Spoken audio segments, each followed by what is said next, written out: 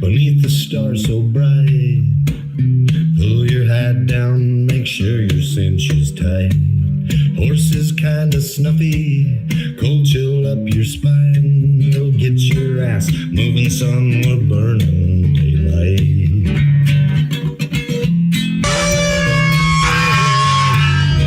Howdy there, I'm Matt McKinley and we're burning daylight. In the saddle till the job's done right. Welcome to Burnin' Daylight, the only podcast for the working cowboy. Dumb little podcast where I, tell dick jokes and sometimes talk about important stuff. But anyway, so I just appreciate you coming on. But we're live now, and so we're back with Dan Hartman. He's a show favorite. I wish I had the full stats on that first episode that we did, but I've changed hosting platforms since then, so I've lost some of my numbers. But well over 1,000 people have listened to it, from either podcast or YouTube, and it's one that people always it's most requested outside of Boots O'Neill. So you're in pretty rare company, Dan.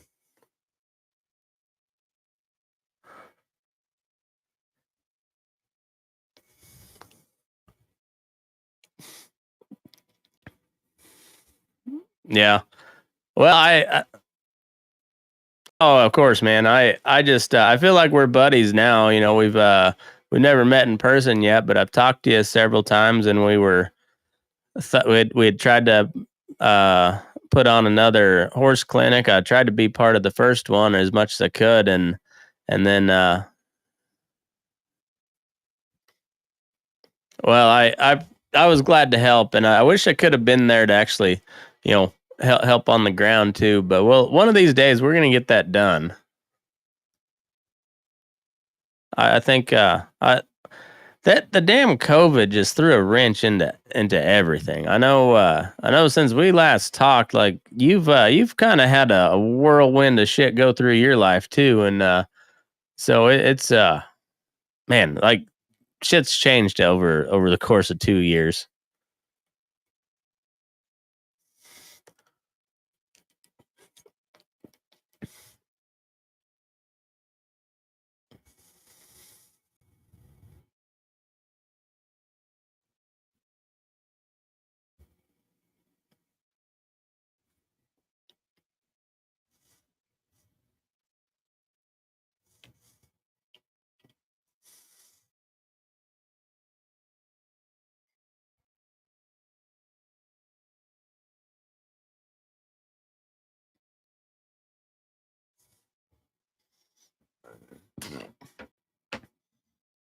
I can't hear you, Dan.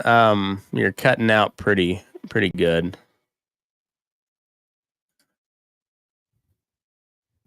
That's better now.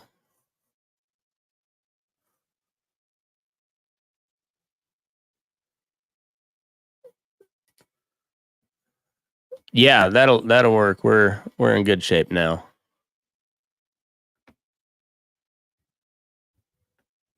Perfect. Well, I've got your Facebook profile pulled up, so I got pop your cool Bronc picture on the screen. So you'll be with us in picture and audio. We're rolling now, Dan. We're just really kicking ass. But yeah, so like last time I talked to you, you were running and gunning like hell, and it seems like you're still running and gunning like hell, but in a completely total different set of circumstances.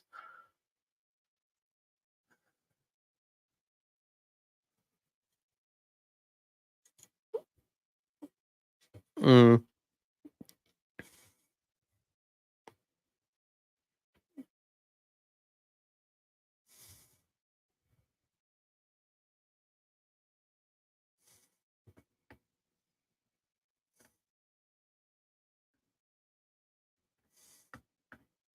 Well, well, good. I'm glad to hear that.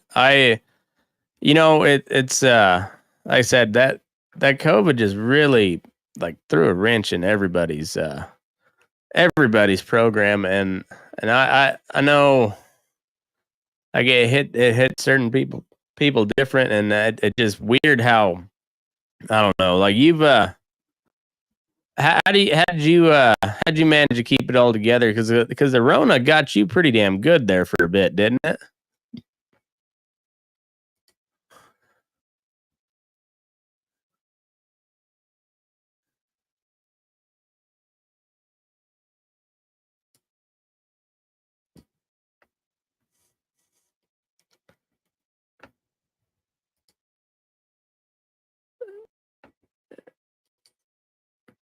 Yeah, yeah,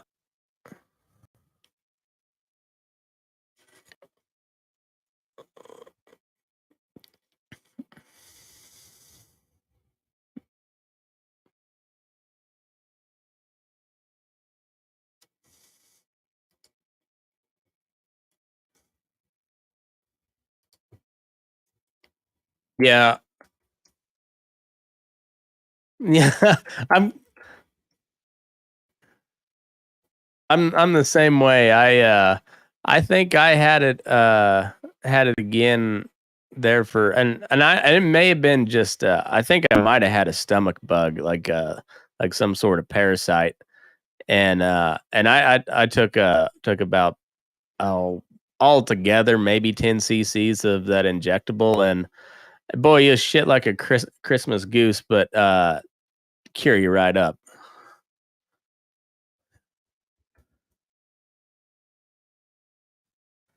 Yeah,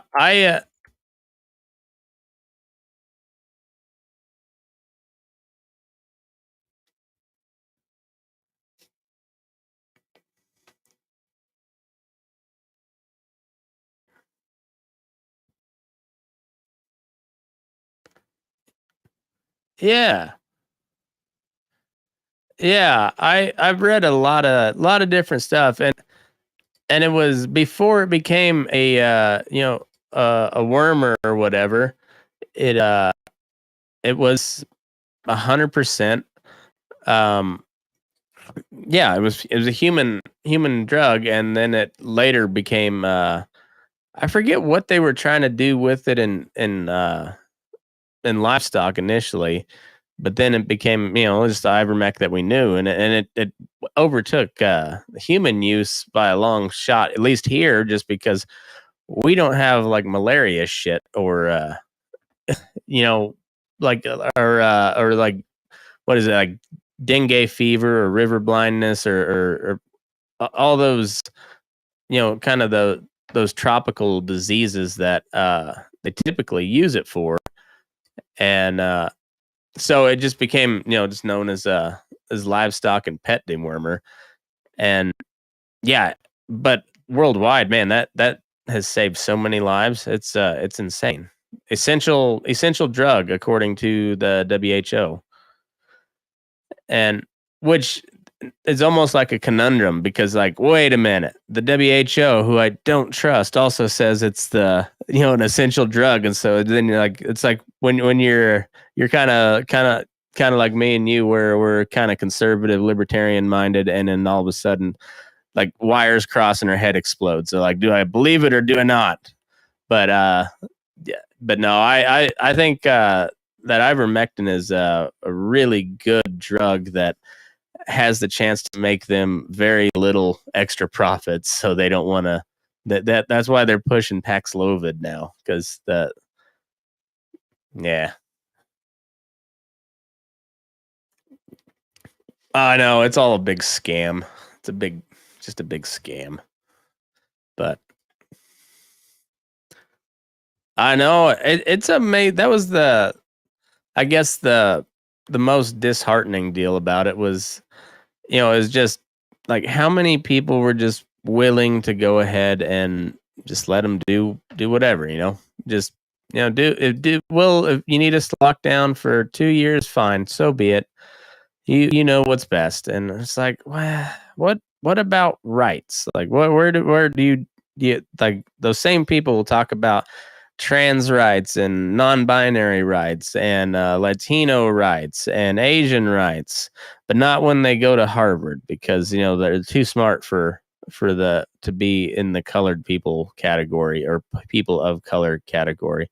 But every other time we'll use you as needed, but not when too many of you get into our good colleges because you're too smart. Um, but yeah, what a freaking mess. Like, but like, yeah, there's same people that are talking about those rights. They'll just give away all your basic liberties just because the government just yep.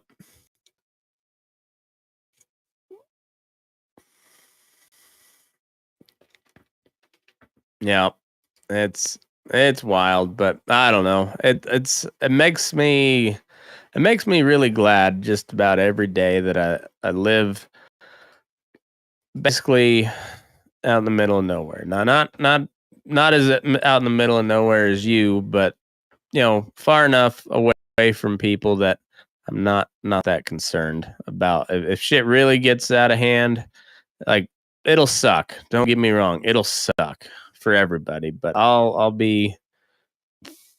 be better off than most, I think. Yep.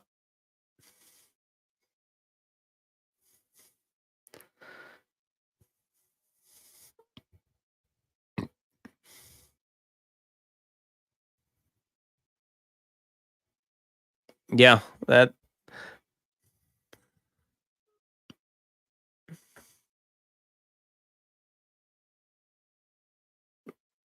there you go. Yeah, for sure. You butcher your own meat out there?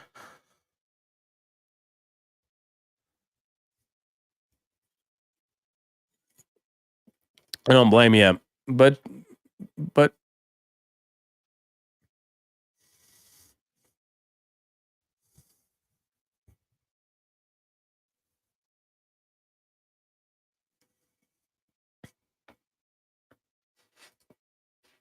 yeah,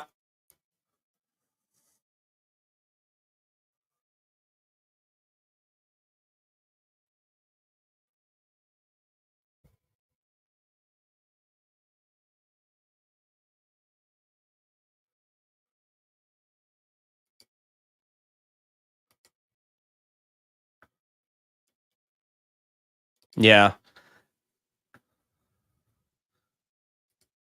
It's not a bad idea. I know it's kind of the way the market's been headed here lately. People kind of want to know where their food's coming from and all that and well, and it takes a little bit, but it's one way to stick it to the Packers is just every head of beef that doesn't go through their packing plant is one more head of beef that you know takes away their control. That's yeah, I don't know. I'm a big fan of it and get people, especially in the cities cuz like if they only knew like if for maybe an hour's drive at the most just about everybody from from a major metropolitan area could drive and find somebody that would sell them beef directly and then you'd have all the stuff that you'd ever need to know about the where your food comes from because you can get it directly from the source and I guess that was kind of one of the good things that happened over COVID is that really kind of sparked the direct to consumer deal and but it also sent a lot of yuppies out to rural areas and a lot of them didn't leave. That's kind of a problem.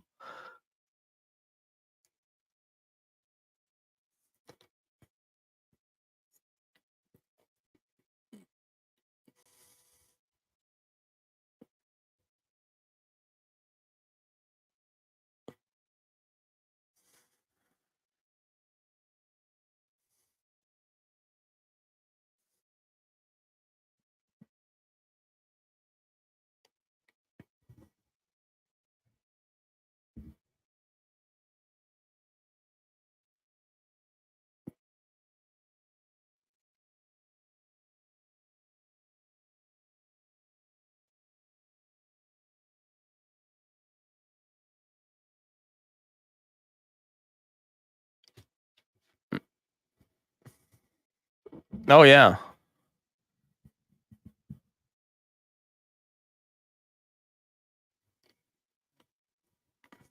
Oh, I wouldn't doubt it. And but they all get interwoven into the government, with like you go back to say Upton Sinclair when he wrote The Jungle, and we're talking. I don't know how much you've read on like the early days of the labor movement. Like most of us in the kind of on the conservative wing always kind of taught that the unions started out good, turned out pretty shitty, and I mostly agree with that. But then when you kind of start diving into like the origins of those labor unions, and like holy shit, they were they were mob run, but also like that was an all out war, and there was no good sides because they you had the mines and the packing houses sending in Pinkerton detectives to stir up shit. You had the union bosses sending in thugs to stir up shit, and it was a shit show. Just man, I I don't know. Yeah, and a lot of it was a mob run, whether it was like Italian mob or Irish mob or uh, just some sort of organized crime, or it was the government, which is the ultimate organized crime. Yeah, it's crazy. I think I really want to see these plants get up and running, like that one in North Platte. I know there's one or two of them in Iowa getting ready to break ground, and like I want to see them like up and running, killing cows, and like I want to see it succeed. I really hope, and there's a lot of people in our business that like are not fans of some of the people that are starting that deal, but like at least they're fucking trying, man. Like I can put what you think about them aside, and like, man, hats off for at least trying something, because it's one thing to bitch about it. It's another thing to put your ass, and like a lot of these guys, like really, like if it don't work, they're selling out and getting a job in town probably. It's so like I'm really rooting for him to succeed, and I want to just see how it works, like how they're able to go once it's going, and like then you have a blueprint of for success, and more than anything, and it's not even so much against the big packers. Like a corporation is going to do what a corporation does, and that's just try to get bigger and make more money. Like I can't even, for the most part, I can't even fault them for it, because that's just that's the that's the game. Yeah, but they don't have any competition because they've rigged the game in their favor. All those regulations that that people think are for our safety. Some of them started that way, but then the all the people, the big players, and it's in every industry, whether it be automobiles or packing plants or mining, whatever. They tweak the regulations just enough so it makes it too expensive for anybody else to enter the market. And so it takes like all these little mom and pop shops that only do maybe 10 head a week, if that could maybe expand and start bumping up and maybe trying to sell some meat. Well, then they got to get USDA inspected, and then you have to meet a whole new set of criteria, and it's like redundant bullshit, and it's too expensive for them to expand. So then they just butcher one or two, however many head a week, just for the farmer, because they're stuck. They're like at a peak of what they can do without spending just like outrageous amounts of money. And yeah, but those big guys, they can meet those regulations and keep on trucking and gobble up every little guy that starts to go out of business. They just gobble them up along the way, and it's not. I mean, it's a lot of people view it as evil, and I think it can be, but I don't. And it's starting to look more evil the more and more you look at it nowadays. But Initially, I don't think it was. I think it was just unbridled capitalism. Like corporations doing what corporations do. They get bigger, they get more efficient, and but then it leads to what we have now, and it's not real good.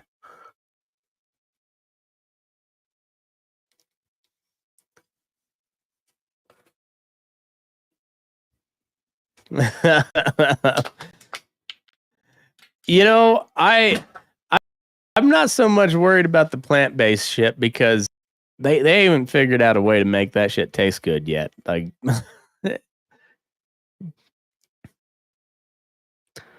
yeah, it's I tried one of those Impossible Whoppers or whatever, Beyond Whoppers. I forget whatever, either one. Um, and like the only kudos I got to them is like the very initial taste of the burger. They got that, but it faded really quickly, and then you're just chewing mush. And yeah, it was gross. Like just outside of like the initial like split second of taste, yeah, it was just downhill from there. It was just gross, and like so I'm not worried about that shit, but the lab created meat, that's weird shit that I don't think we need to be delving into. That's kind of like souping up viruses. I don't think we should be delving into that type of deal. Um, even if you don't believe in God, like somebody's trying to play God with that, and like I don't think anybody should do that. Like that's just not right. Like creating meat in a lab. Like I have a very strong just gut reaction to that. Like, and I don't care what the reasoning behind it is. I have a very strong gut reaction to that.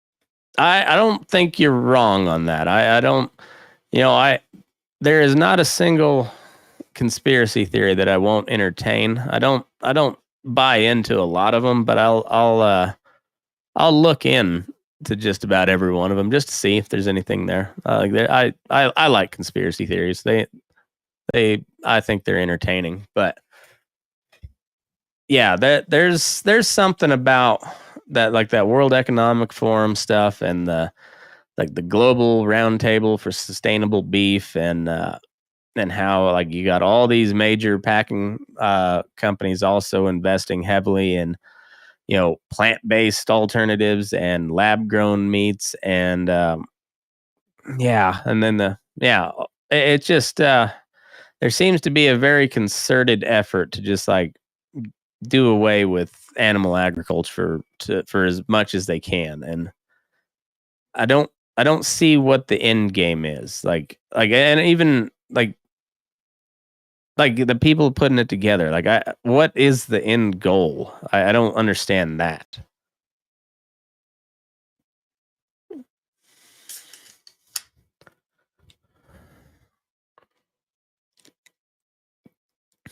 Yeah,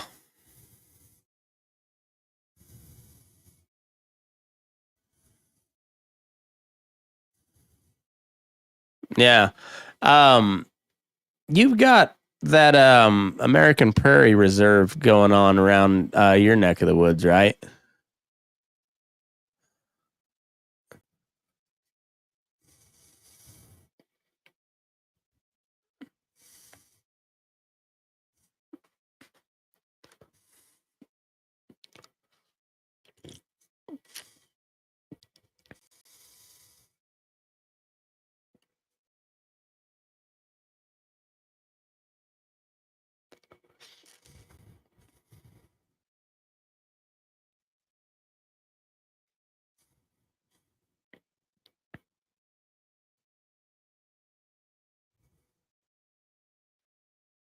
Mm-hmm.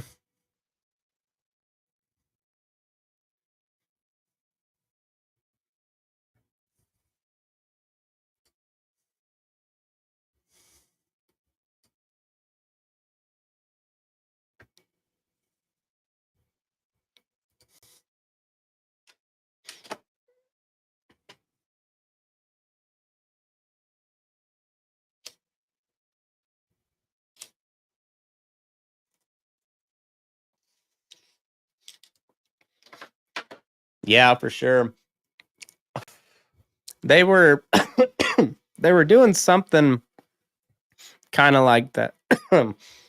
It might have been the same thing there in Colorado, back home where I grew up in southeast Colorado. And oh, I don't know how much you've listened to any of the episodes I did with my dad. I know you're a busy guy, but my dad kind of likes to stir up some shit, and he kind of knows what he's talking about, and he's been fighting on this water deal for a while, and before that he was fighting. He fought the U.S. military from seizing a bunch of ranch land through eminent domain um, down near Trinidad, Colorado, and so.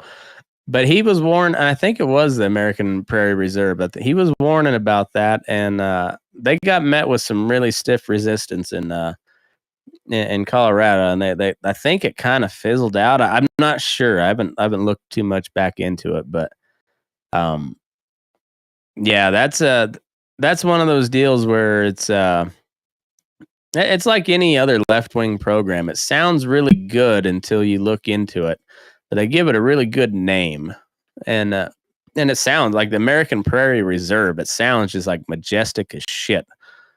Um, but yeah, and then you find out what it's all about, and you're like, hey, I don't know about that.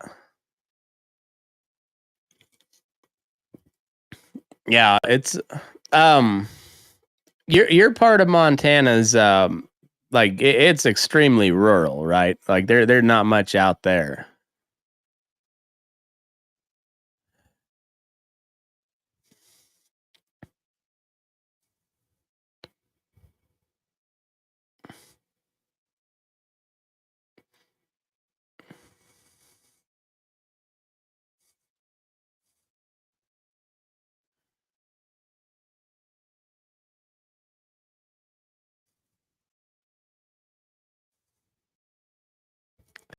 Yeah, I think I'd say at least in the continental United States, it'd have to be Montana, Wyoming, and Nevada. I think is like as far as the most rural goes, because outside of the like I-80 corridor, and even there, like outside of Reno and Elko, there's not much. And then there's Vegas, and it's just yeah, big open, not much there. And like Gerlach is on the verge of like having no water if they put in this they were trying to put in this like crypto city or something like that. I imagine that maybe got put on halt, but they were gonna ship a bunch of water out of Gerlach down to wherever this city was supposed to go. And um the bad thing is, like, there's nobody up at Gerlach anyways, uh but the few people that there are were going to be out of water. And that's kind of where my dad is at, in that part of the world I grew up, where it just you got people either just pumping just millions of gallons of water for crops and sucking it dry, or you got speculators like buying up land to send for the water rights to send up to Denver or somewhere on the Front Range. And that yeah, a little part of the world's about to be just sucked completely dry. And hmm, I don't know where you go from there. Like how does that come back? I mean, I guess it probably will at some point, but it won't be because of us.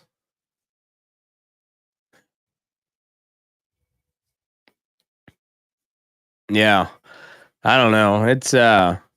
It's funny you hear like people like Elon Musk think the world is underpopulated, and then there's a lot of other people who think the world's overpopulated, and I'm kind of leaning in that camp that maybe there are just too many people. I don't know. I'm not the one to say that we need to start getting rid of any certain group, because I don't like to be labeled a bigot.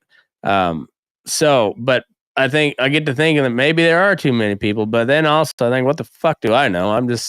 I'll just stay where the least amount of people that I'm comfortable with are like, just I like where I'm at, where I'm not real far from civilization, but I don't. I'm also not real far from being way away from civilization, and I'm in a happy medium.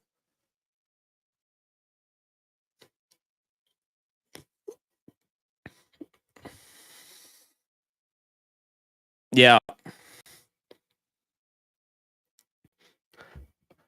Well,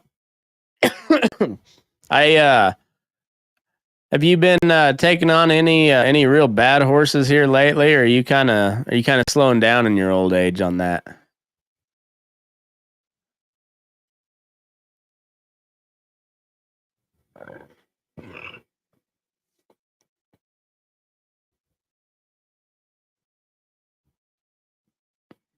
Oh, you'll have to start over. You're cutting out pretty good. Oh, you're all right. Yeah, that sounds all right.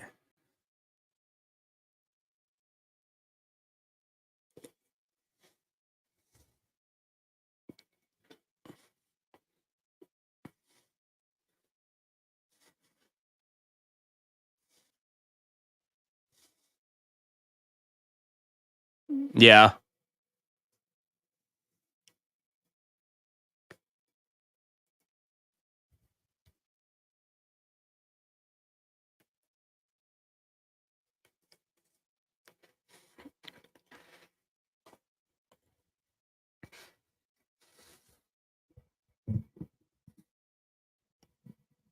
Yeah.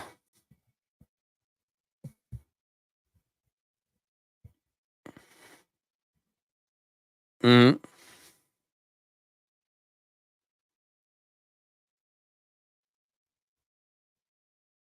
yep.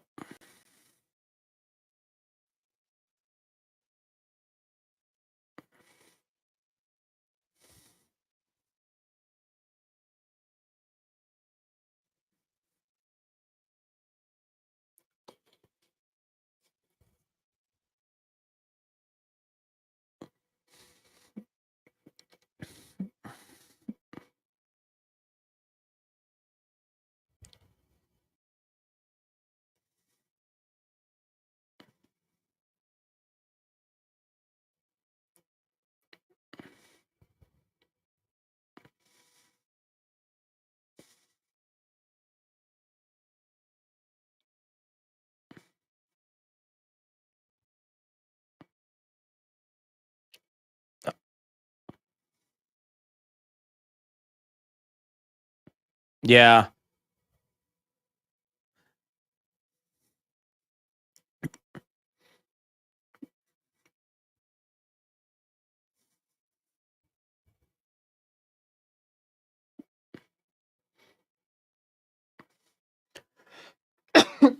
Yeah. Little misunderstood too. Like there, and it's also I was talking with my other pen writer today, and he used to cowboy on the TS out there at Carlin, and so he's seen some bad horses through the day. He used to work at Squaw Valley, and there's just certain the horses are just funny creatures. They're just like people in that manner, and I can understand why, like, people get so attached to horses because they're funny creatures. But I there's a rant that Owen Ulf went on in his book. I forget the name of the book, but he ends it. It's like, if a horse could talk, he would lie, and he like just just completely ripping down like the romantic view of a horse, and he talks about how they're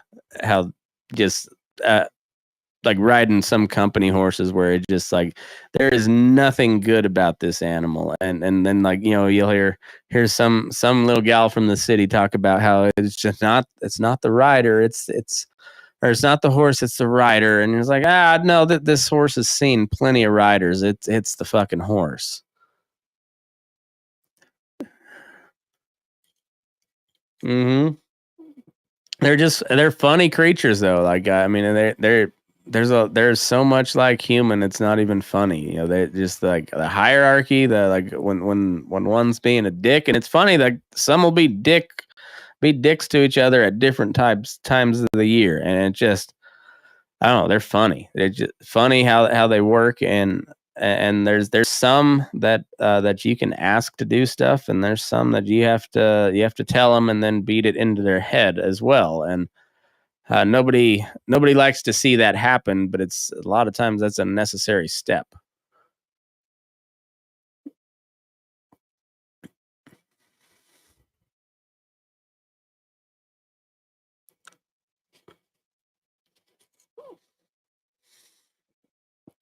Mm,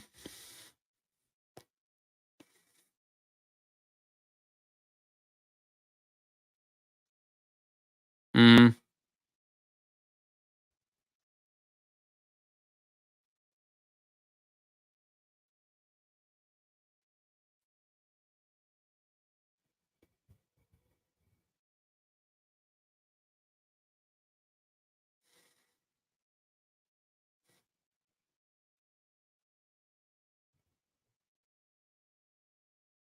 mm.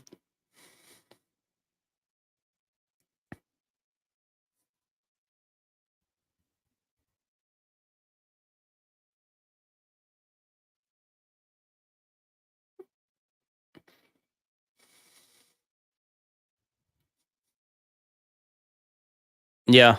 Well, and a lot of it comes with circumstances too. Sometimes that's all you can afford to have is the bad ones that nobody else wants anyways. So like you take them on and you figure out how to get by with them. Like if nothing, some of them turn out to be great horses. Some of them always are like that. I've got a Mustang that just I've tried everything, short of just shooting her in the head. And she is hard mouthed, uh, like it's like steering a boat. Um, and and you can't like I honestly I could probably shoot her in the head and she'd live. Like she's Mustang, just hard headed. No, big, good feet, and like a big U neck. She looks like one of those old Spaniard type horses, and just like ugly as the day is long. But she's easy enough to catch, and you can get just about anything done on her that you want. It's a lot of work, and it's frustrating the whole time. And she might buck here and there, sometimes, not often, but what she does, she's got a lot of drop because she's got a big old neck on her, and she's just I don't know. But also, I'm not going to get much for her if I try to sell her. So like, I guess I'll ride her when I have to. And other than that, she just gets fat. So like, yeah, when I absolutely have to ride her, I'll ride her. But it's not that I'm scared of her. It's a chore, and yeah. So I avoid it. Mm, yeah, yeah, it's exactly right. So like I uh I need to get something good started, something nice and that's gonna be easy to something that will be my next go to horse that I can kind of retire this other one and let my kids uh you know crawl around on her. But yeah, you always hate to see those ones go though, because they're your go to. But like if you can't give your go to horse to your kids, who can you give them to? And yeah, that horse deserves a little break too. So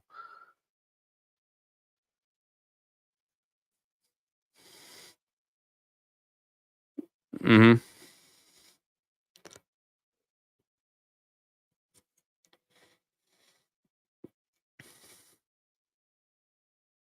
yep, yep, yeah. It's like this time of year is when I get I get my shitters back up into shape because we're pretty slow, and so I give my good horses a little bit of a rest and let them get a little fatter, and just bring in the Mustang and bring in another horse and just slave on them for a little bit. It's not even slaving them; it's just a day, day after day, because it's a slow that they're not even really getting rode, but it's just enough to keep them halfway honest and save on your good horses. It's it makes a lot more sense to people when you think of it in terms of economics, but people don't like to think of horses in terms of economics very much. They like the glamour part of a horse. It's it's funny until they have to buy that hay, and then the economics comes right to a head.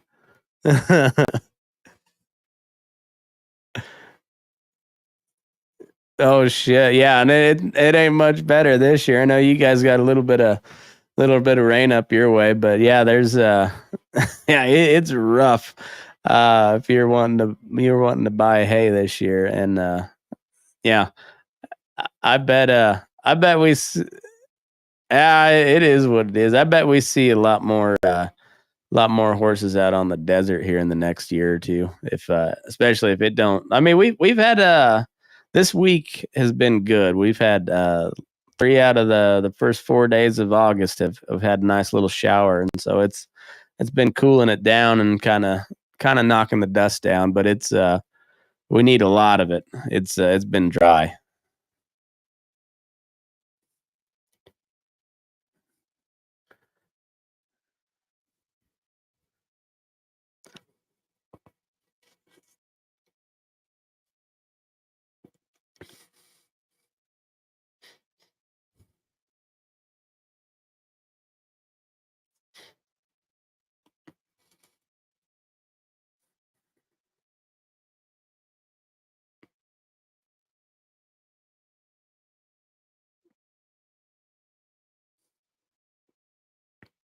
Yeah.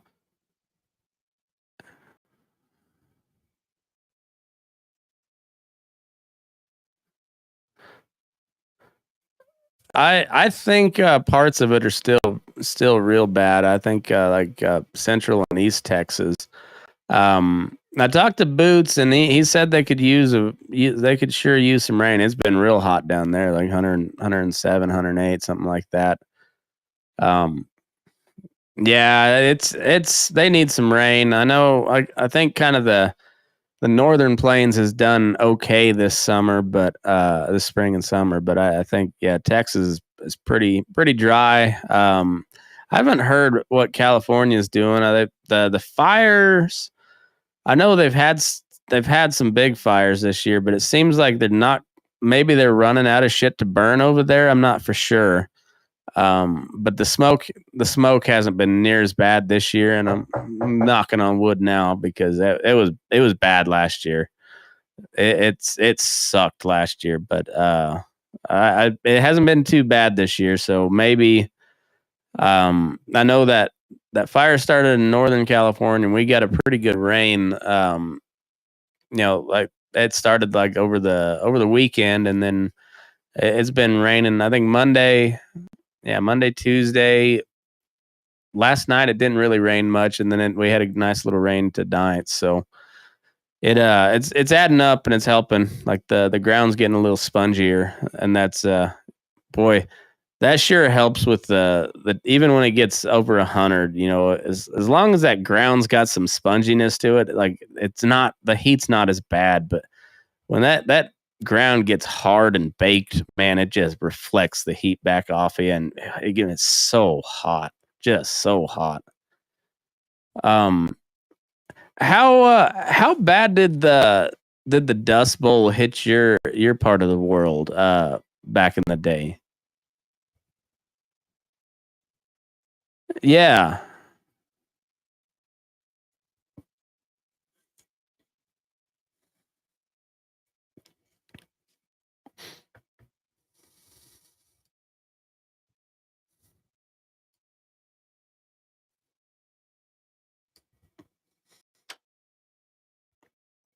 yeah,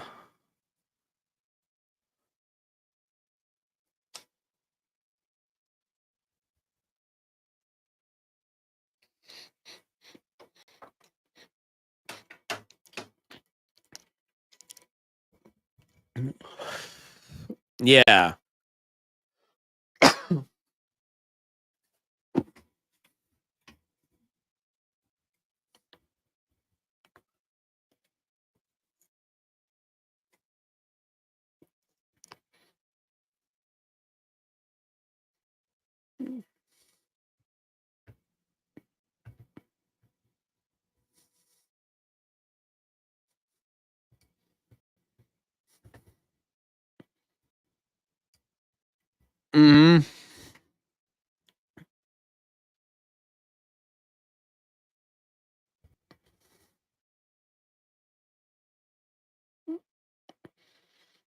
Oh yeah.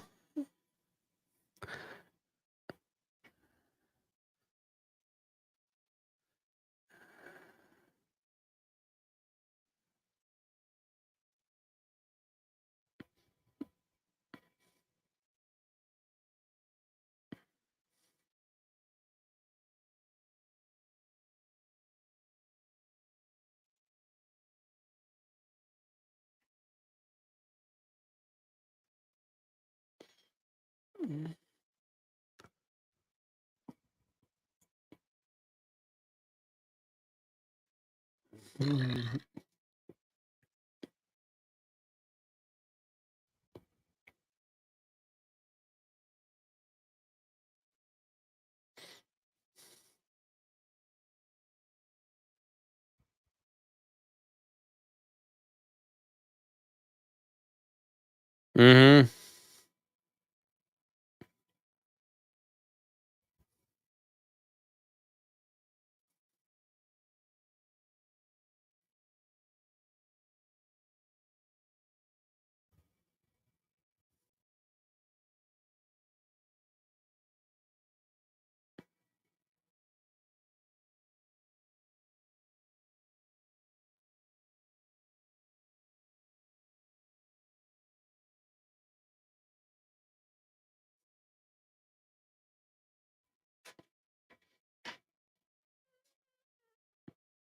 Hmm.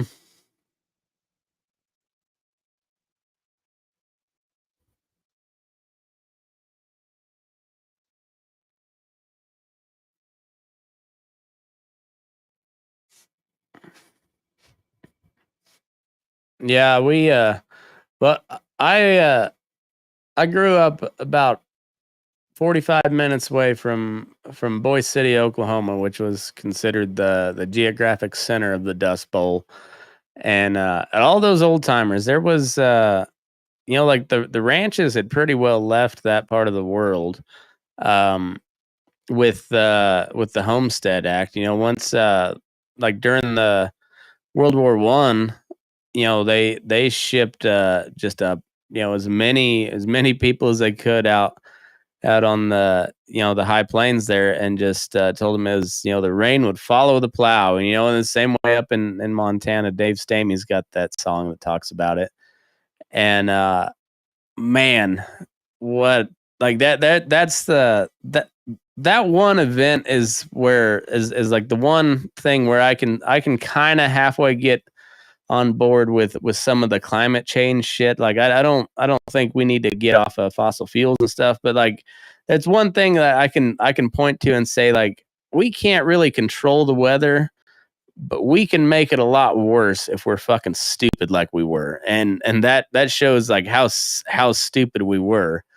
And it was like, so let's not do that again, and that's where I can buy into climate change. It's doing stupid shit like that. It's not you know the the energy saving light bulbs and all the other horse shit and the cow farts. It's like, no, maybe not plow up 30 million acres of natural prairie land. Like that seems like a bad idea in retrospect.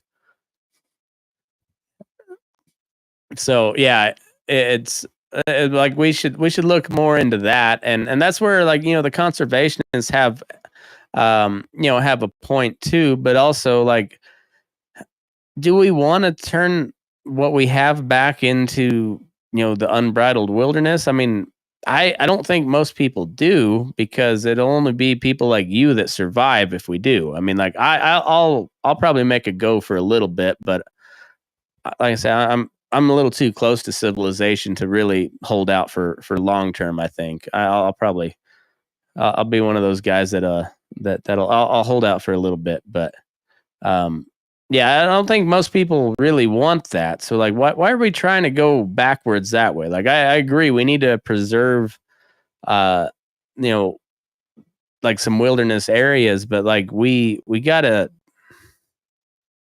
like, listen to the ranchers, especially the ones that have been around for a long damn time. They've kind of seen everything come and go, and how to manage stuff. Like, they're the ones you need to talk to if you really want to ask, like, how do we keep this going? It's not It's not some, activist from the city.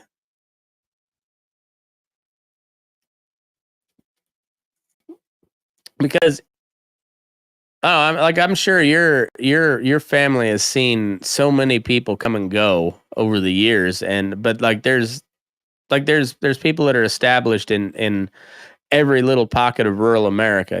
Families that go back generations, and they go back generations for a reason. Sometimes because they're just tough enough to stick it out. Sometimes they had the money, and sometimes there was a lot of corruption involved. But there's reasons why, like, pockets of wherever in rural America, why different names stand out. But I imagine, like, in your part of the world, it's just the people that were tough enough to stay there.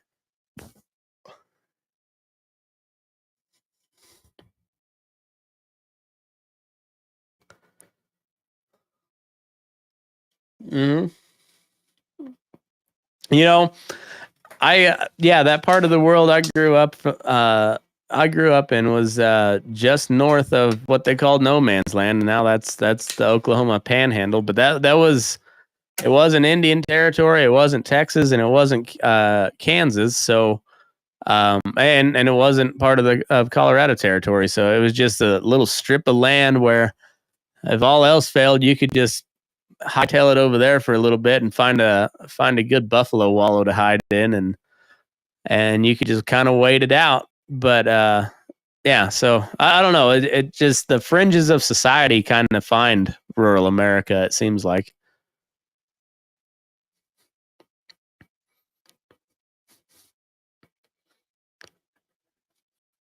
Yeah, I'm starting to think that salt of the earth start is another just term for crazy anymore. Because, like, yeah, there you look at the places we live in, and we were talking before we started recording here, and you're talking, Montana hitting 117 degrees, and that just seems absurd. That's like, it's like Death Valley getting below zero.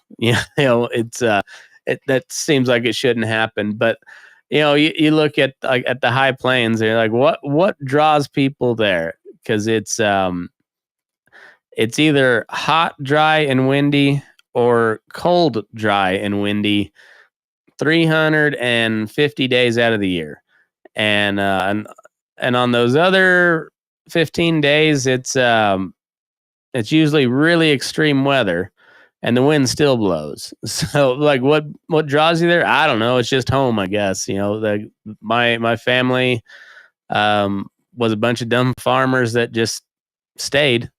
you know they they stuck it out, and I don't know, it takes a tough kind of people to live in that, in these parts of the world.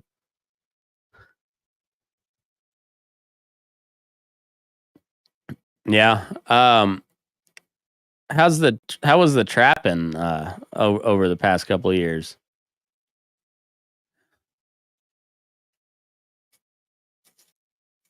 Mm,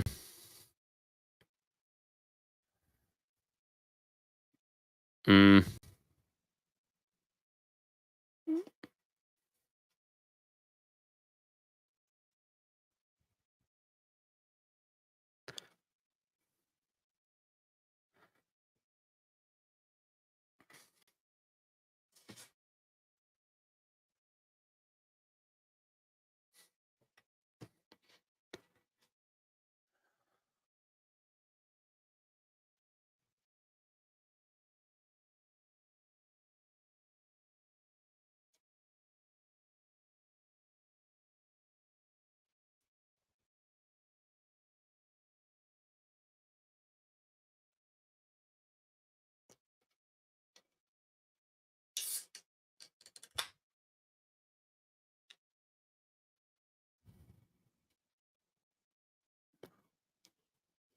mm,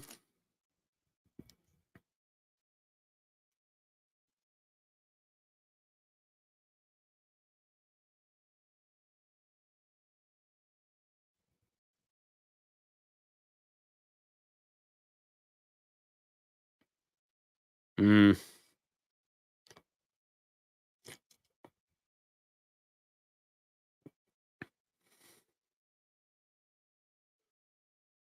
No.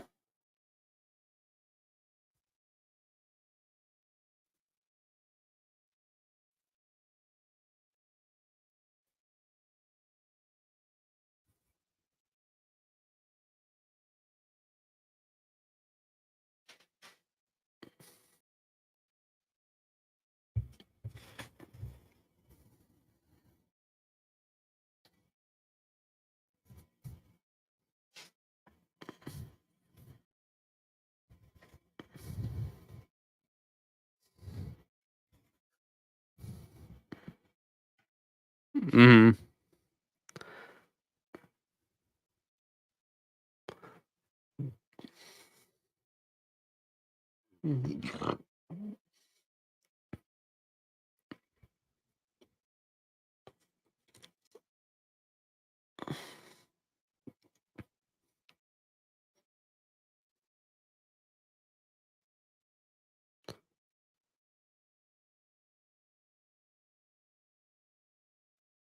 Hmm.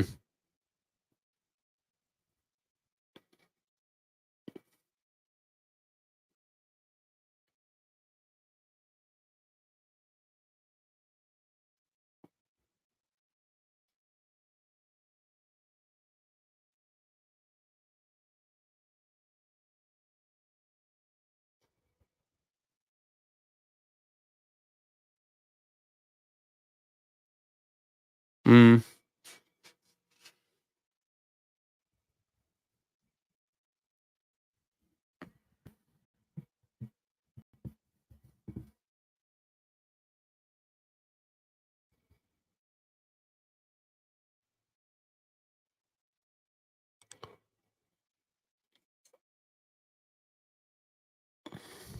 Mm.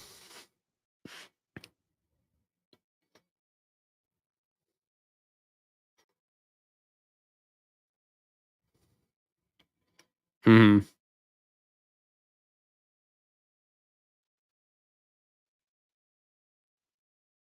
Yeah. Well, good. What do they use Bobcat for?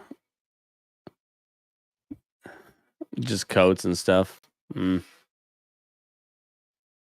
Okay.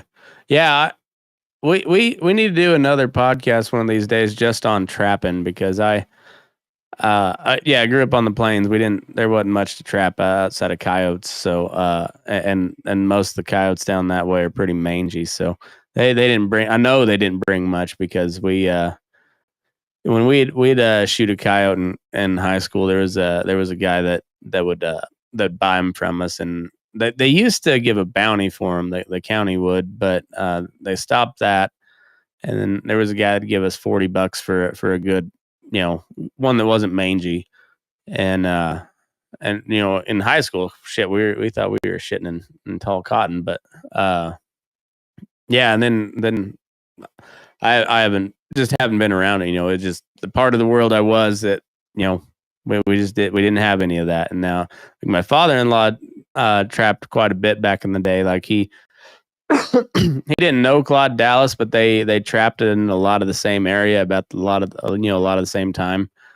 And like but he's kind of he's a the type Nevada mountain man, and likes that high desert stuff, and did a lot of trapping. So I've heard some cool stories from him. We should maybe I'll get you and him on the phone, and we'll talk we'll talk some trapping. I bet that'd be a really cool episode. Um, if you're willing, we'll all set it up. I bet he'd be more than willing to do it.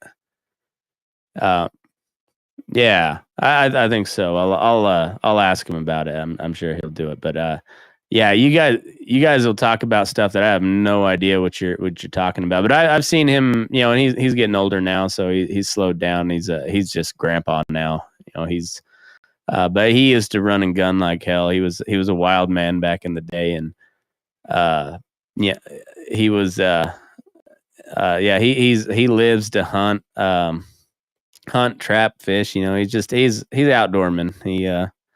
But he was a HVAC sheet metal guy, so you kind of got to live close to the city to make the real money there. So he lived in Reno, and but then spent as much time as he could out in the hills. So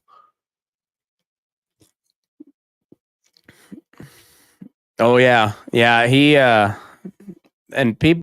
Oh, go ahead.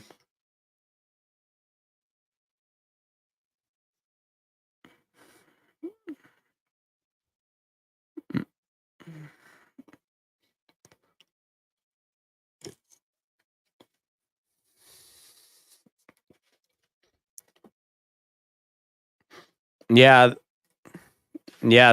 There's no bag limit on cats as far as I know. Mountain lions there that you can buy. I think you can just buy one. May maybe more, but I know you can buy one. You don't have to even draw for that. And then yeah, the cats are pretty much unlimited as far as I know, but they're a little tougher to catch. So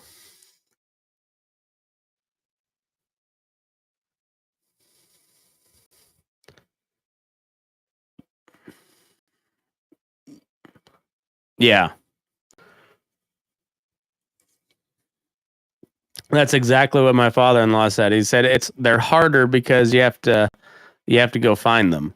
You have to, like you said, you find where they travel, and once you find where they travel, a well placed, like with he uses those um, those Mojo just plastic doves, and some feathers and whatnot, and then he puts his trap right there, and it works. I mean, he knows what he's doing, and it's funny. Like I can remember the hunter safety class going over the the trap and stuff, and but I can also remember our instructor going like, unless you're going to the mountains, you probably don't need to pay too much attention to this after the test.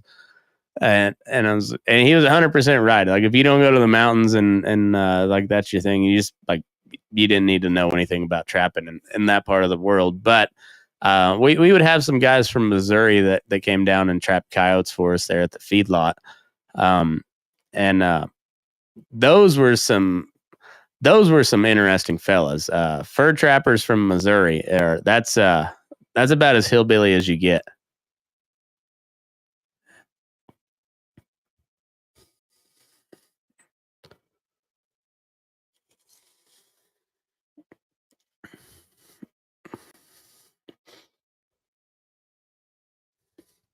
Mm-hmm.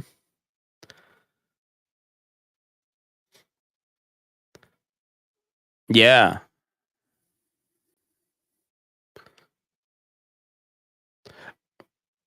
Right. That's like the whitetail in the Midwest too. Like they say on opening day in Wisconsin, Wisconsin is the third largest military in the world because yeah, they just have so many white-tailed deer up there, and it's just such a tradition that like everybody is armed, and like people come from out of state, and but they have no like natural predators up there. They like even that they'll have coyotes and stuff, but a coyote ain't like actively taking down a deer. Or very very rarely is that going to happen. They'll find rabbits and birds and whatever else. They're not they're have you seen that much where they're like you got packs of coyotes taking down deer?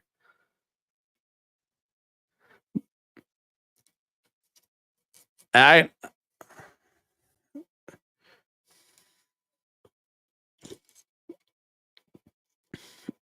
Yeah,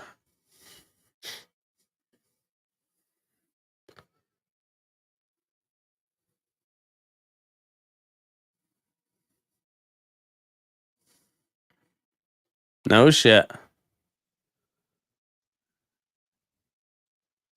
huh?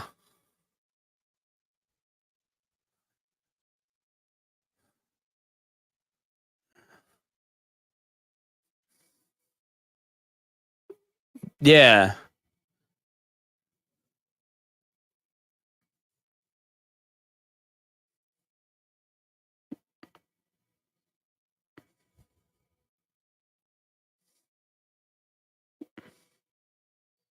Mm-mm. Yeah, it's same way. Same way with cattle too. Yeah, uh, yeah, that was the thing we had. When I was up there on the High Line, and then and everywhere else is like the cows were a problem with the calves. They didn't mess with the cows. There's just not there wasn't enough coyotes for that. But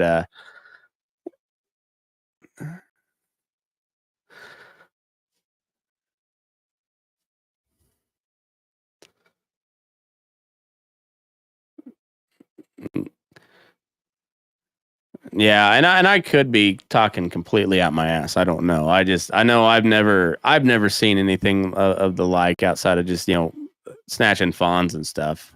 But like I've never heard of any where I was of coyotes taking down anything other than the yeah, fawns.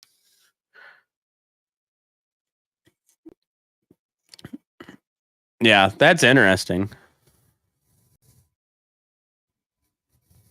Oh, I imagine.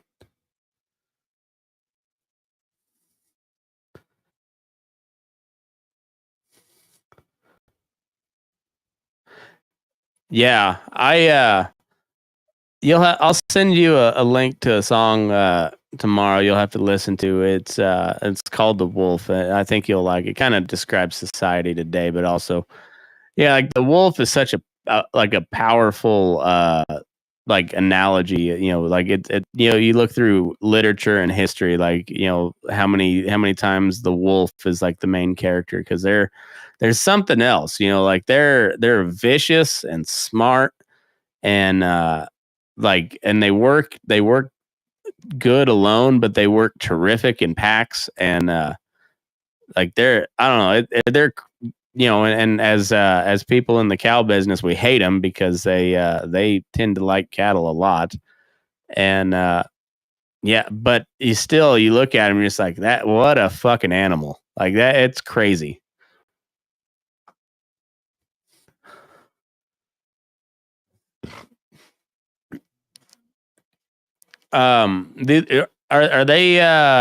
Are they a problem in your part of the world?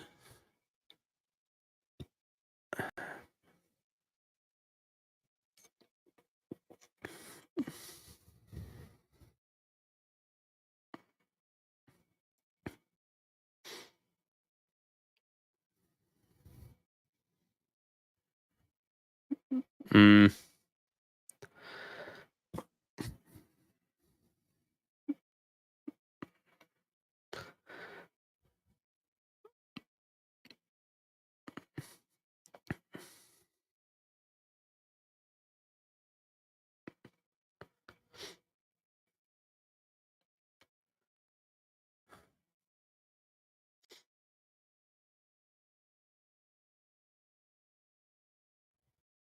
mm,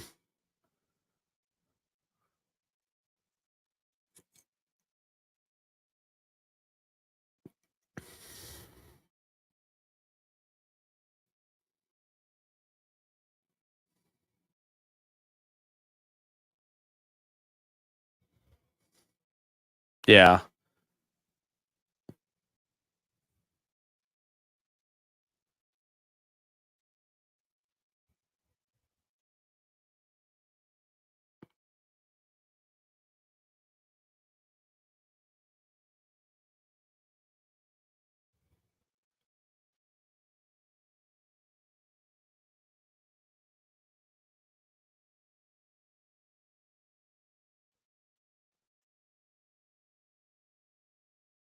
Oh, okay.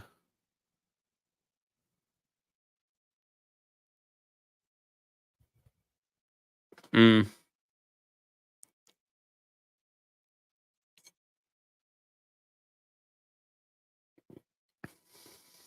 mm, damn. Yeah.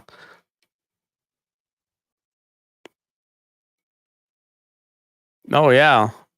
Well, and what I don't get is like they act like we don't enjoy the wildlife. Like like here we are talking about how cool it was that you saw a wolf. Like there was only a 30-yard gap, and they're like they're fucking cool, but also like yeah, these cattle are how we make our living, and we treat them, a lot of times better than we do our own kids. Like we give them more attention than our own families a lot of times, and so yeah, when they just don't know that instinct. Like, you don't fuck with mine. Like, they would understand it if somebody's fucking with their kids, but like, essentially, these are our kids. Like that's how we make our money. So like, you fuck with them, like that's gonna piss a guy off, and you're gonna go kill that. And it's just like I don't know where the disconnect is. Like, people are just too disconnected from their food.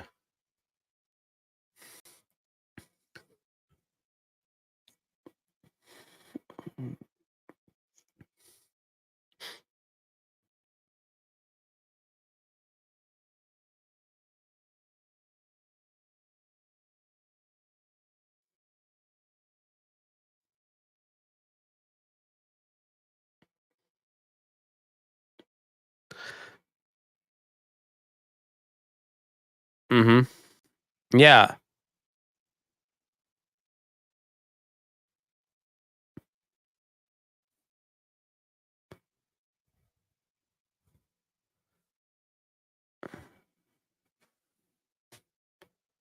Uh huh.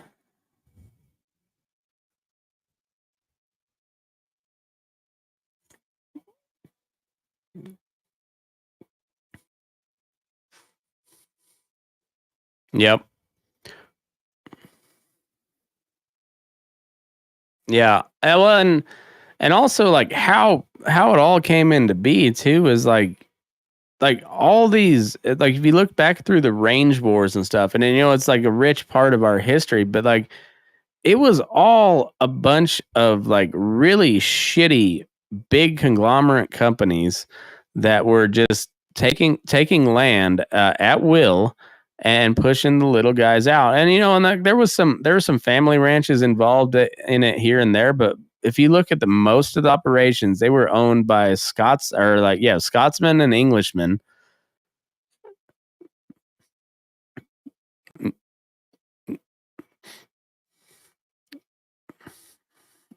Yeah, and then like my part of the world, they were a lot of Scotsmen in the like southern Colorado down into like the Texas Panhandle. It was Scottish and English both, but like there were more famous ranches where the owners never physically saw their ranch in that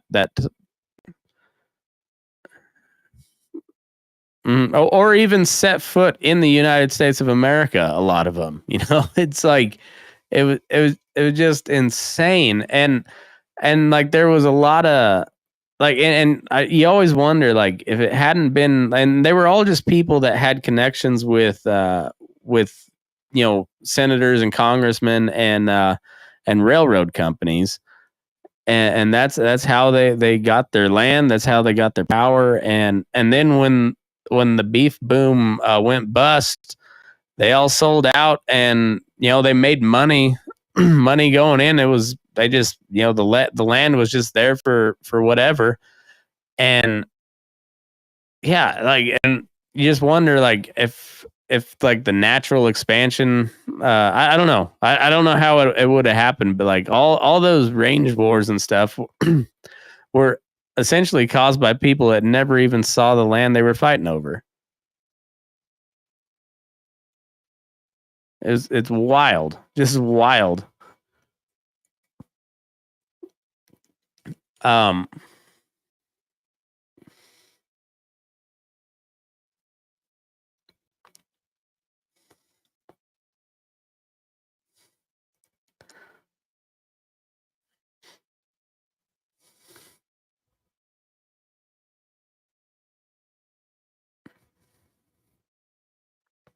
mhm,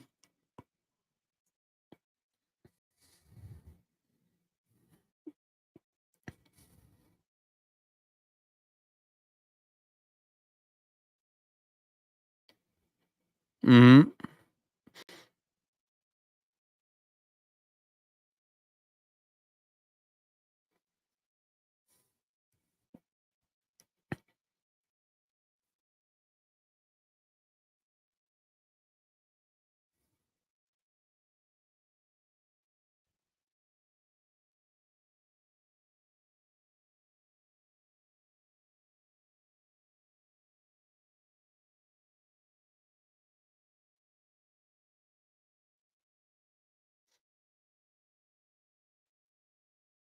Mm-hmm.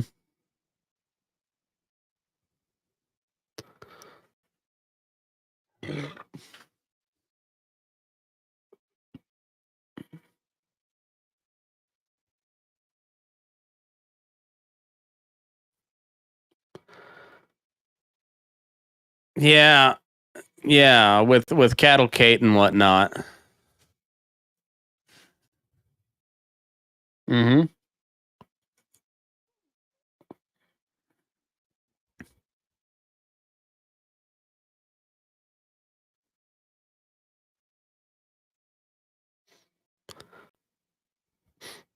Oh yeah.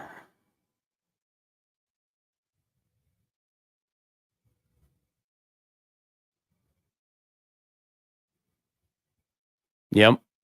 Yeah, it's crazy. Like there's that old open range. Like everybody loves that idea, and like, and then there's some benefit to it, but at the end of the day, like, yeah, there's no other way it does end but in some sort of fight. And like, I don't think today so much. Like, I mean, you even look at like the Bundy situation. Like, there when there's no clear ownership there, like there's gonna be there's going to be conflict. And when you look at like Texas, where they had their problems with it back in the day, but there's almost no public land in Texas. It's all privately owned, and you don't have these type of quarrels down there either.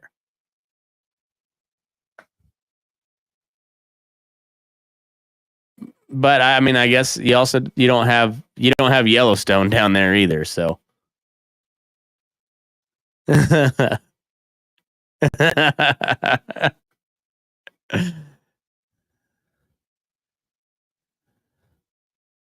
yeah, yeah.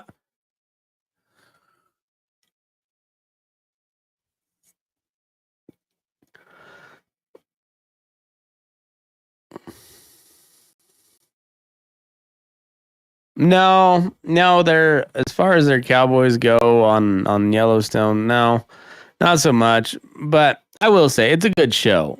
Like, and I can understand being from somebody from Montana how you might not like it. I understand that, but I think if you just look at it for what it is, and like it's a bunch of Hollywood people trying to do justice to a modern day Western, and I think they do okay. Like, they could always use better cowboys in their stuff, but guess what? Good cowboys don't necessarily make good actors either. So I don't know. Take your take your pick. I don't know. I don't hate it. I hate kind of. I hate the commercialization of the American West, but also I don't know. Imitation's the most sincere form of flattery, right? I don't know.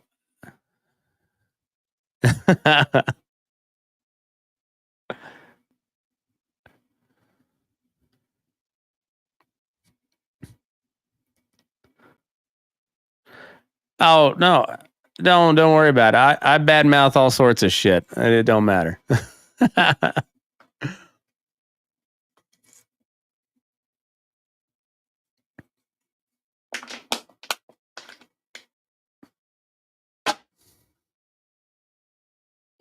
Oh yeah, I think so too.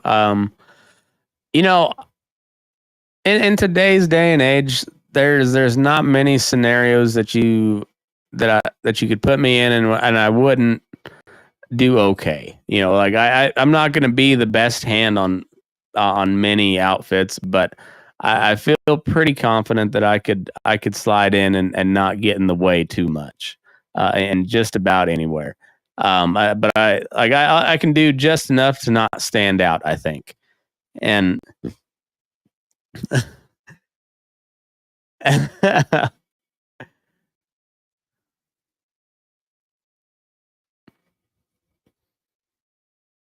yeah. Well, I just, but like, I'll talk to Boots, I'll talk to guys like you, and like some of these guys on big outfits, whether it be Texas, Arizona, or Nevada, or whatever. and guys from all different styles, and like, man, I've not done that level of cowboying, but also I think I spent a cabin season, a full cabin season up in Big Sandy, Montana, which is the coldest I've ever been in my goddamn life, and I've been cold a lot, and damn near ruined the state of Montana for me forever. Um, and I did it in a bunkhouse with it was, and even the old timers would be like, oh yeah, well at least you had a natural gas heater. Well, yeah, but it froze up in the middle of the night a lot, and I woke up with 2 inches of frost on my chest because the heater went out. So like, I mean, I've experienced some really shitty conditions in Montana, uh, all for the sake of cowboying. So like, I've done a little bit of it, and I feel like I could. If I had to, I could do it, but I also kind of like I don't know, I like the middle weather, and that's hard to find. Where the middle weather is where all the people are too.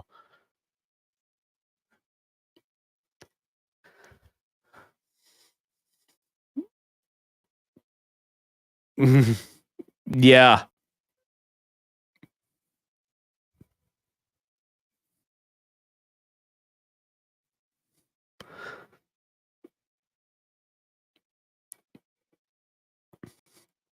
yeah, that's we talk in the feedlot. When you get a 40 or 50 degree fluctuation in temperature during the day, that's when you start seeing a lot of sick cattle, and we're right in that part of the world where it's high desert. So, and we're backed up against the Sierras and the pine nuts and the sweet waters. So like when the sun dips over those hills, it gets dark real quick, and so again, it gets cold at night, but it gets real hot at not real hot, but it gets hot enough and during the day, and so we get those temperature swings. Then you when you're thinking 117 in the summer in Montana, and then you get you know 30-40 below plus the wind chill in the winter, particularly out there on those eastern plains. Son of a bitch, I can't imagine how cold it gets. Man, that's yeah, that's cold.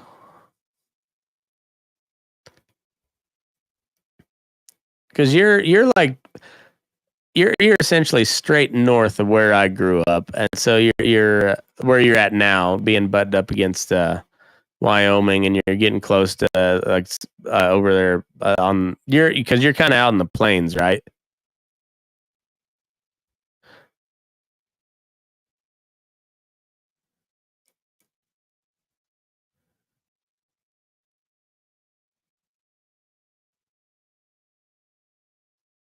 Oh, okay.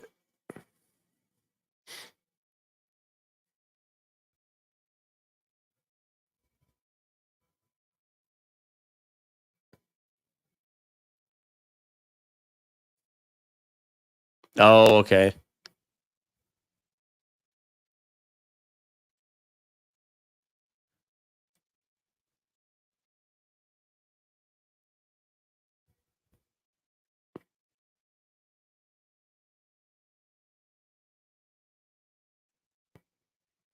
Yeah,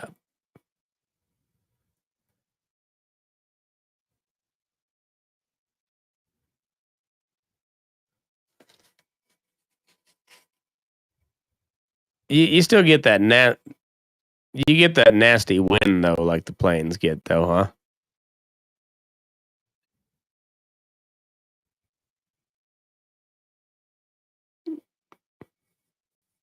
Mm,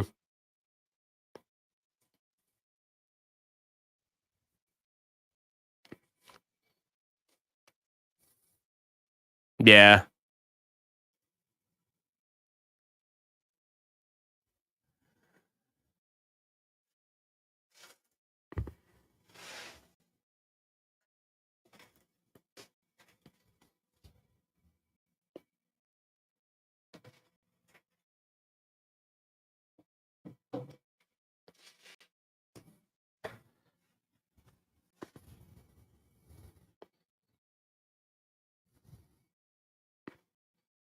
Yeah.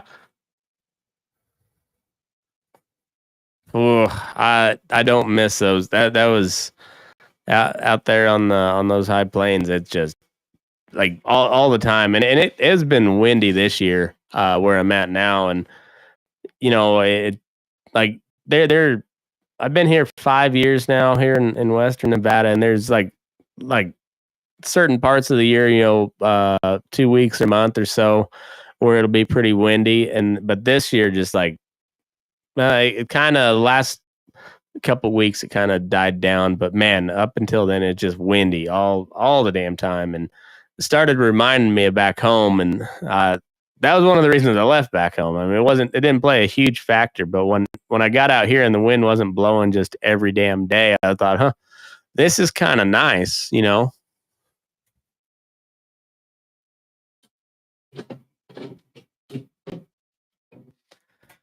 But yeah, it's I don't know. It's have you done anything besides cowboying ever, or you just cowboyed the whole time?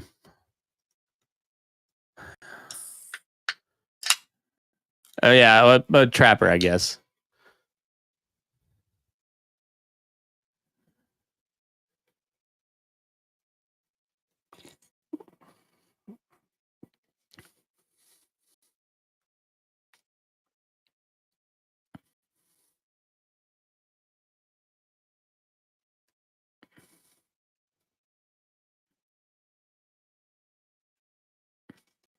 Yeah. How how big, or like what was the outfits like growing up? I know you talked about growing up with some of the old timers, but have the ranches and stuff, how's that changed over the years?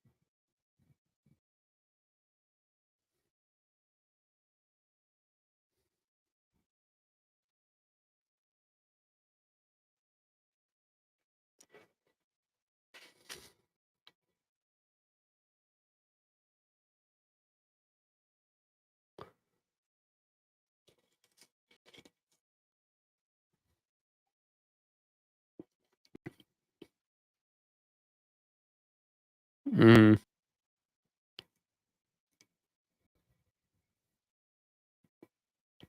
I wonder where it all goes. Like, I assume like people just keep living. Even if like when shit hits the fan, like I wonder like the way shit's shaping up around the world. Like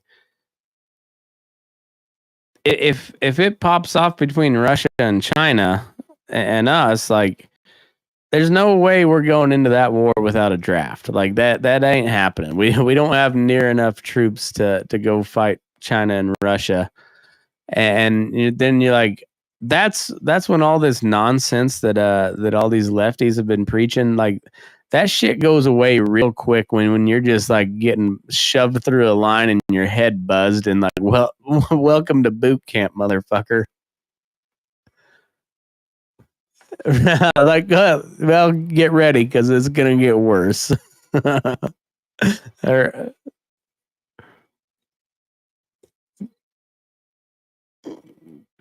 no, like I was reading an article from military times, and they're talking about how morale is low, and it was like a 20% drop in the same poll that they take year over year about how like enthusiasm for the military, and it was active duty spouses and veteran spouses, and like how likely they were to recommend somebody to go into military service, and it was a 20% drop over the last 2 years. And yeah, so that leads to to one thing. Like, if we go to war and you can't recruit enough people, well, that draft is still there. Like, we haven't used it in a while, but it's still there, and like, there's no way we're going to China, to war with China, and not drafting people. Like, that ain't happening. I know history well enough to know that. And yeah, that shit'll get real weird real quick, and all these crazy people talking about trans rights and whatever their butt hurt for the day. Well, yeah, guess what? Suck it the fuck up and carry a rifle, bitch, because you're in the U.S. Army.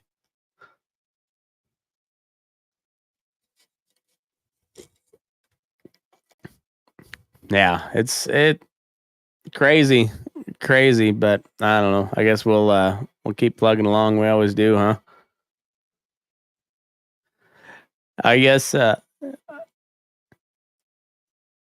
was gonna ask you about this. So I've had several people ask me to like in different ways to talk about mental health, and I just like talking to you, like you've done you've had some rough shit happen the last couple of years, and then like you had some big ups and downs, and like how do you do it? How do you keep at it every day?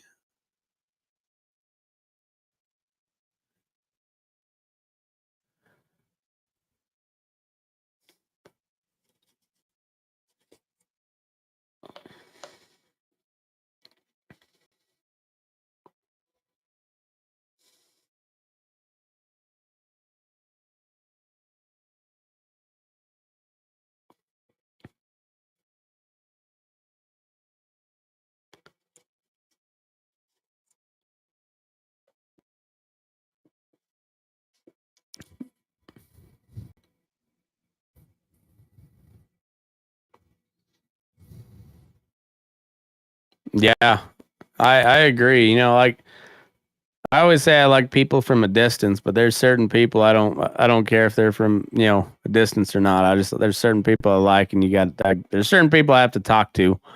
When shit's kind of not great, and I've never thought of doing anything crazy, but like just to just get back to. No, it's kind of why I like the bull session episodes, where I like to just shoot the shit and talk shit, just like guys being guys, like there's such a good release, just telling dirty jokes and talking shit on each other and trying to make each other laugh. There's just something about that is just good for the soul. And like that, more than anything, like I try to think like that helps me more than anything. It's just like just getting a good laugh, or like talking to a buddy and reminiscing on a story of something stupid you did, and getting a laugh that way. Like that just, it makes my day, and that like I can keep going on that for a while, because I'll just remember back to that and laugh, just laugh out of the middle of nowhere, and like that gets me by. or and then just staying busy. Like, there's something about that, even if you're not just busting your ass, but stay busy.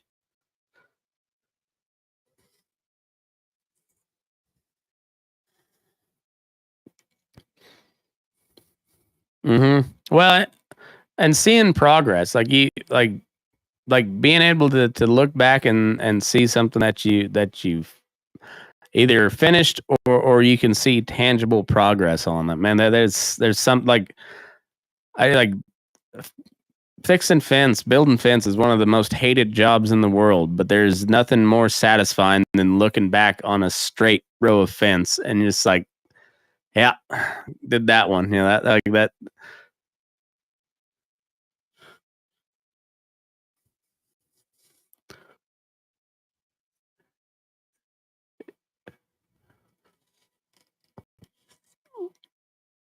Mm-hmm.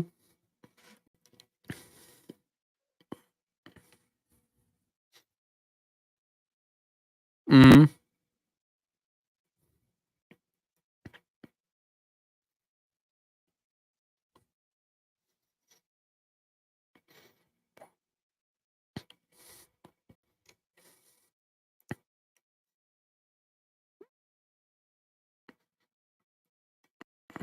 Yep. Mm-hmm.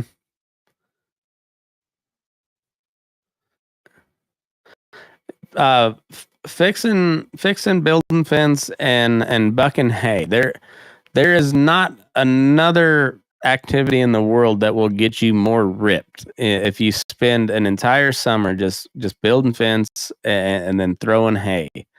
Like you will look like a Greek god by the end of the summer. Like, and if that's all you do, because I mean it takes every muscle in your body, muscles that you didn't know you had, to get all that done. And it's not necessarily hard work all the time, but it's the same amount of work over and over and over and over, just repetition. And yeah, you'll be in really good shape by the end of the summer doing that, just that.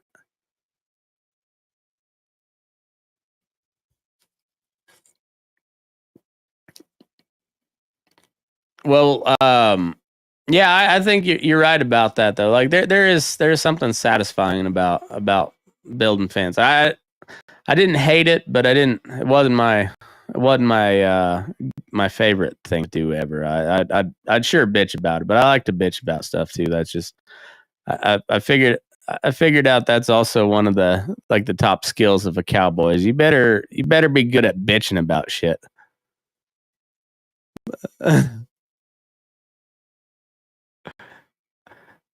I've come to the conclusion that you bitch about shit because you don't have any control over it. So you just like there's nothing else you can do, just complain. And like, if we'd run these cows this way, we're like, well, I don't own those cows, so what else? What the fuck am I gonna do? Well, I'll just bitch about it.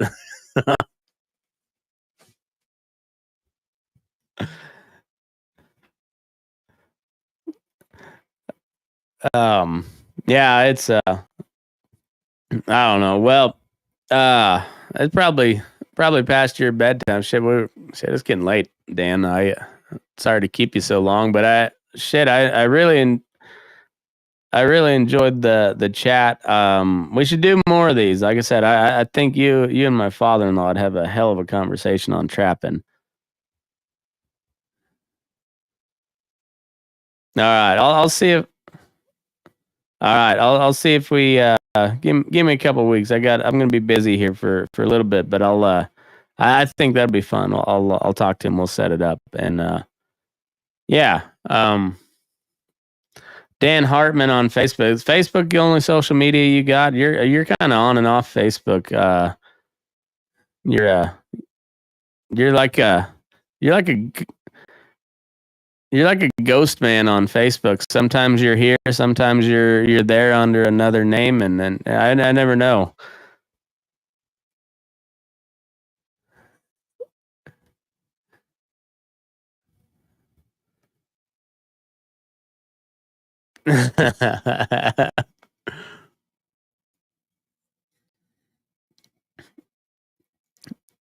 That's funny.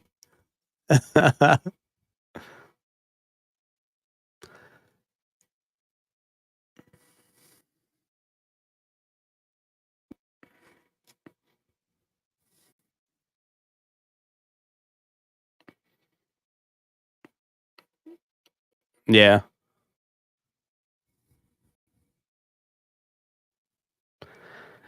It's all right. there's not many people like I kind of tune into Facebook for, but I always enjoy when your posts pop up because it's usually something dumb and funny. Like that's how I like it. So that that's exactly what I'm there for. So it always gives me a chuckle. But no, I'm glad you're doing good, and I'm glad you're out there living every day, Dan. It's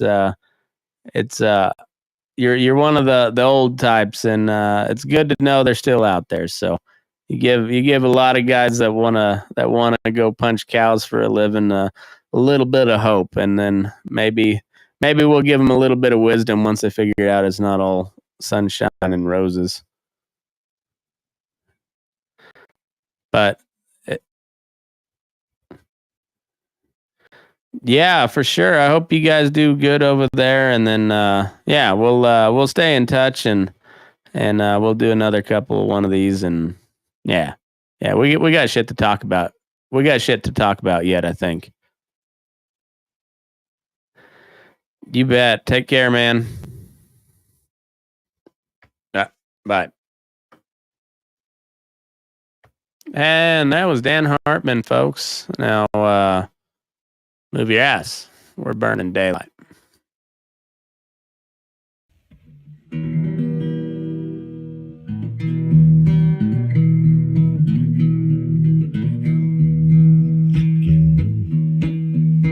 Your eyes up in the morning, beneath the stars so bright. Pull your hat down, make sure your cinch is tight. Horses kinda snuffy, cold chill up your spine. We'll get your ass moving, son, we're burning daylight. Burning daylight. Burning daylight. In the saddle till the job's done right.